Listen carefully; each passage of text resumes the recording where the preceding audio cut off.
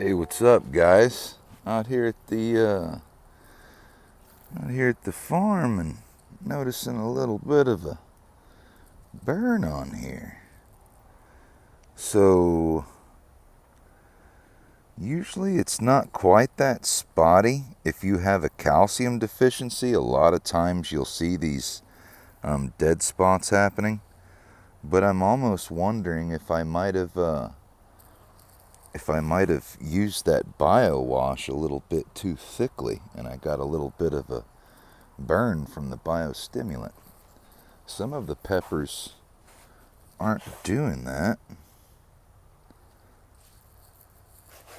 and then some of them are.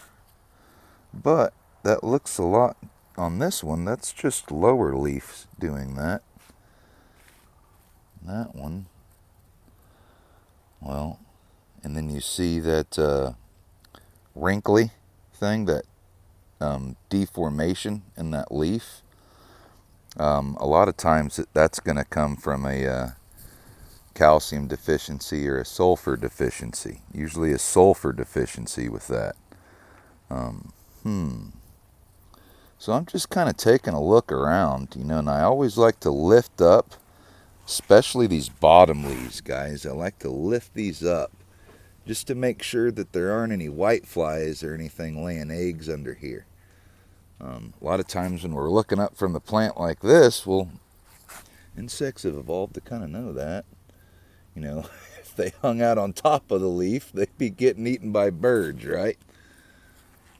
Well, I don't see anything else that has a chemical burn on it, which is just, the burn of the leaf. So,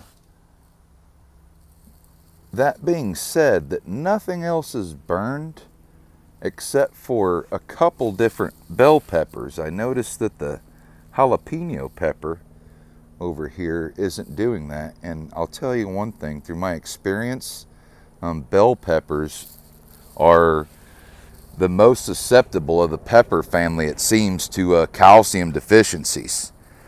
So calcium is something critical in the soil. I don't have time to make a calcium video today, but we'll get to that pretty soon.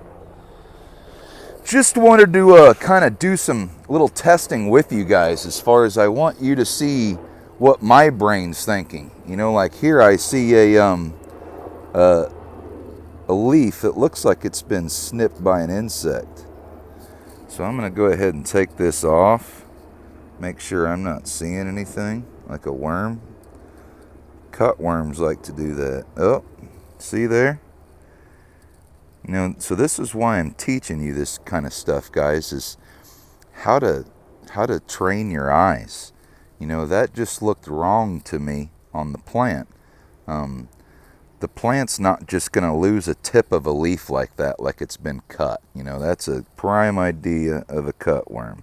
And sure enough, when I unrolled that leaf, we got ourselves a worm to squish. See, it looks like I've been having a little bit of a slug problem going on.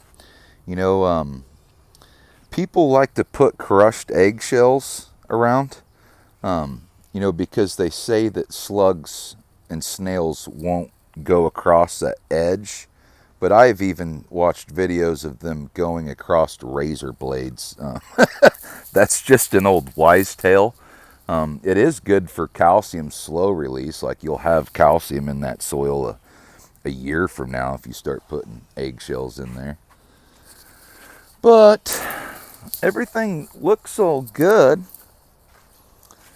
I'm not seeing any real burns anywhere else. And I sprayed that bio wash, the biostimulant. It's like a soap.